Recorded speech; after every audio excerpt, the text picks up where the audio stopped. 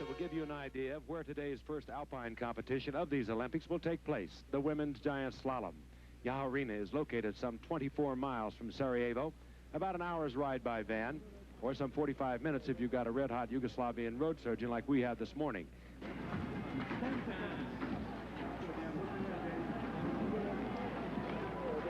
Here's Debbie Armstrong of the United States now in the start house, wearing number 15. That was the number that she drew. 5'5", 137-pounder. And, Bob, she started to come on. I know you kind of like her here. Well, I think she's a great athlete. I felt that way for a couple of years. Her results are just starting to get better and better. She was 5th in the last Giant Slalom. As we can see her standing in that start gate, she's really charged up for this event.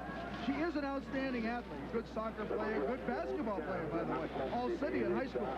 Her best World Cup finish thus far was in the Super Giant Slalom. There she finished in second.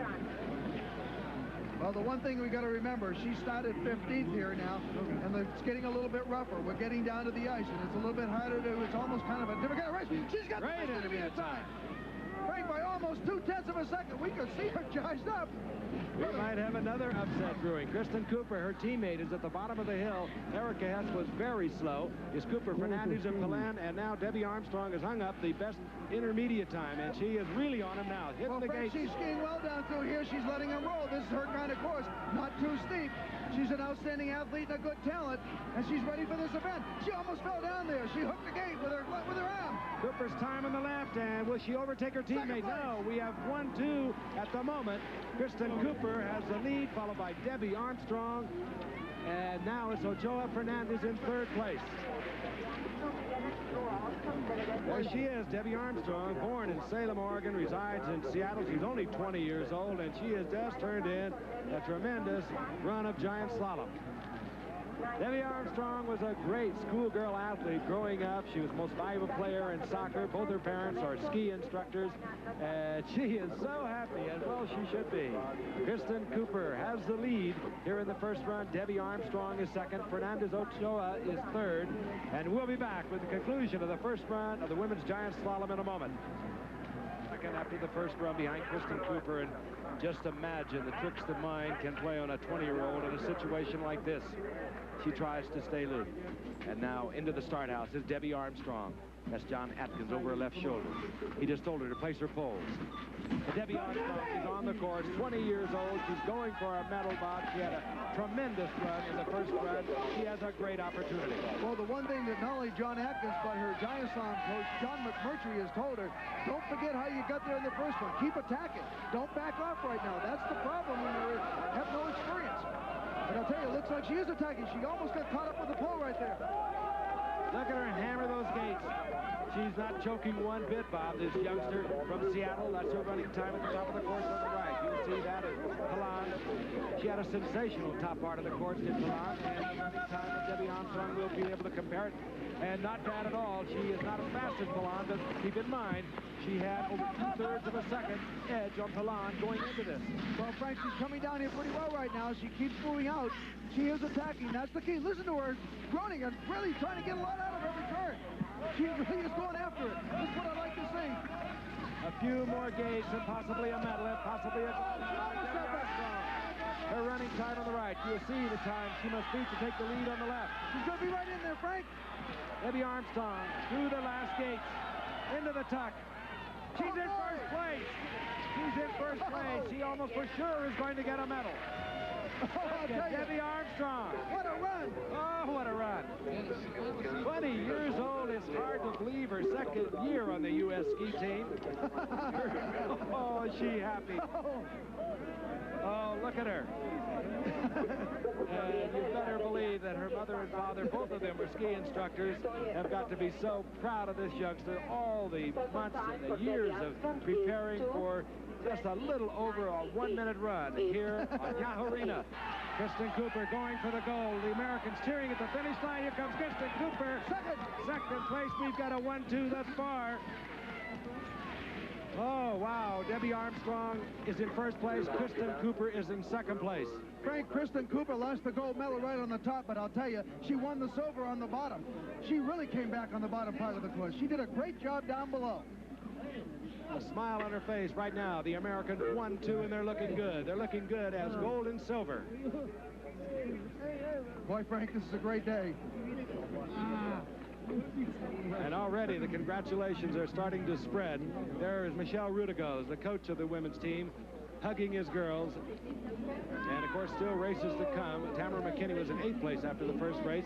She has a lot of time to make up. Tamara McKinney was 24-1 and 24 hundredths of a second out of first place. They're together now at the finish line here in Yaharina. And what a moment at the finish line. Tamara McKinney is there. Debbie is there. And, of course, Christin Cooper. Great effort by Tamara McKinney just to come in 4th after being in 8th place following the first run. But there is a stunned gold medalist, Debbie Armstrong, getting a hug once again for Tamara McKinney. And let's take a look at the final results. Debbie Armstrong, the winner. Christin Cooper was 2nd. Preem Plan was 3rd. Tamara McKinney skied her way, as I mentioned, from 8th place to 4th place. Great day for you. Gosh, it feels great. Tell me, what did it feel like up there? You know, you came in this thing with a 5th, and, you know, you really rolled them. In that first run, looking at you in the starting gate, you were just really charged up. I just felt so good. I felt so high. I was having so much fun. I pre-skied on the hill yesterday, and I knew that it was a good hill for me. And I thought if I just go up there and have the time of my life, which I did, and if also have a gold medal. I knew that if I did that, then something else would hopefully come along with it. Did you ever in your wildest dreams think you were going to be standing here right now with an Olympic gold medal? Maybe my wildest dreams. But it was a wild dream, right? It was a wild dream. Yeah, oh man, this morning I thought, I've been feeling good on my skis, and I knew if I could just go up there and keep my head on right, that I could ski well. And because this is the Olympics and anything can happen, and it did. So. When Christin finished and you saw that you'd won the gold and that she hadn't beaten you, I'm sure you didn't know that she'd had a little problem up above. Your first words were, "Oh my God." What'd you think of then? I couldn't believe it. I just, oh man. I knew Coop was going to be strong. She's such a tough fighter. Well, how about your teammate over here, Coop? Yes. You made that little mistake on the top, but I want to tell you, you have nothing to apologize for. A silver medal and what you've come back with, all the injuries and everything else this year, a lot of us are really proud of you. So how about that? All right, thanks a lot. I feel good about it for sure. How did you feel about that? How did you feel about that mistake at the top? You knew you'd made a big mistake and lost some time. Yeah, it made me a little late. It really wasn't anything that I couldn't make up. But I think I probably, again, had a little more trouble on the bottom. I was trying to make up time from that mistake, and I went a little straight in places where the course was quite turny. So, you know, you had 2 hours between runs, a lot of time to think. What was going through your mind? As little as possible. I thought about my boyfriend and my family. Well, that's a nice thing to think about. A nice, relaxed day here on the mountain. That's right. Well, that's what you need to do, you know, is sort of find your center and keep things as calm as possible. And it worked. Hey, Tamara. Hey, great going to you. I know you weren't too happy with that first run, but on that second one, you really rolled them coming down here. Yeah, I did. I was really happy with the second run. A little great day for these two guys. It would have been nice to be 1, 2, 3, but 1, 2, 4 isn't bad. 1, 2, 4 isn't bad. It's sensational. You guys are great, I'll tell you. It was a great day for you. Congratulations. Debbie Armstrong the gold, Christin Cooper the silver, and they symbolize the culmination of years of effort by so many to bring the United States ski team up to par with the Europeans who have dominated the sport for so many years. I wasn't nervous. I just was hyped. I felt such a good hype. Not a nervous hype. Hype with lots of energy and felt strong and confident. And everything was just headed in the right direction. 100%. Debbie, are you pleased with the fact that you did not have to wait a full day for a second run, so that pressure might not have built? I was thinking about that after my first run, and I'm glad it's over with now. No problem. We have several friends here. A lot of the other parents are here, and we built a mound up there so we would make sure that we would have a good viewing spot, and it's been great.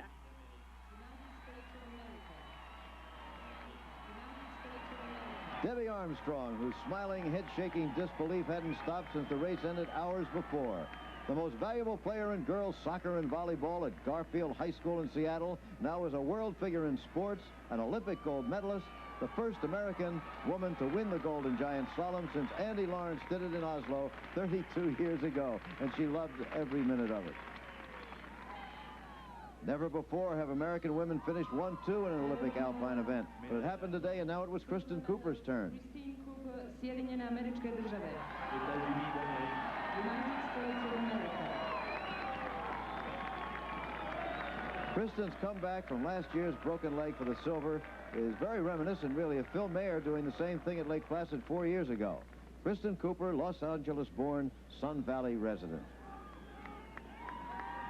One medal remained to be given. Bronze medal, Perrine Pellan, Francuska. Karine Pellan receiving her second straight bronze medal in the Olympics. 4 years ago, she missed the silver by 29/100ths of a second. This time she trailed Christin by only 2/100ths. And if you still wonder what the gold meant to Debbie, watch her as our national anthem is played.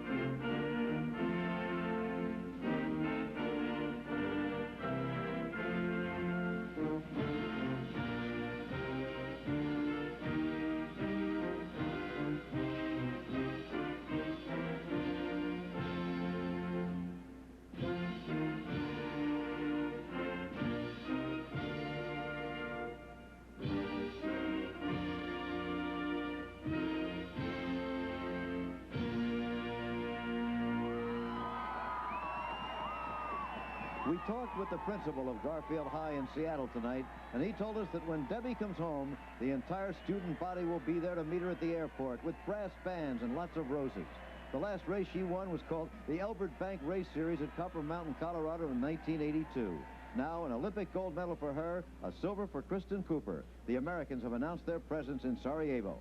The excitement grew all day long until that evening when the friends and neighbors could watch Debbie's championship effort.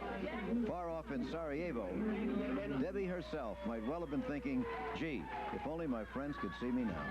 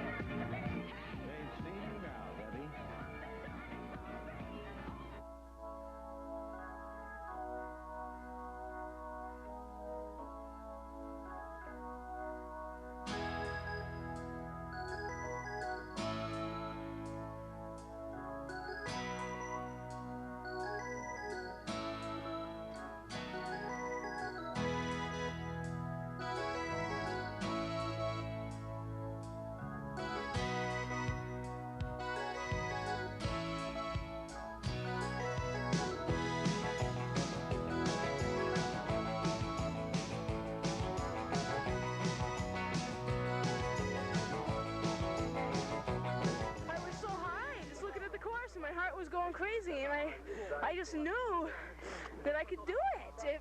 But I wasn't thinking so much winning the thing. I was focusing more on just having fun. As much fun as I could have, because if I'd have fun, then it would come out okay. It usually does.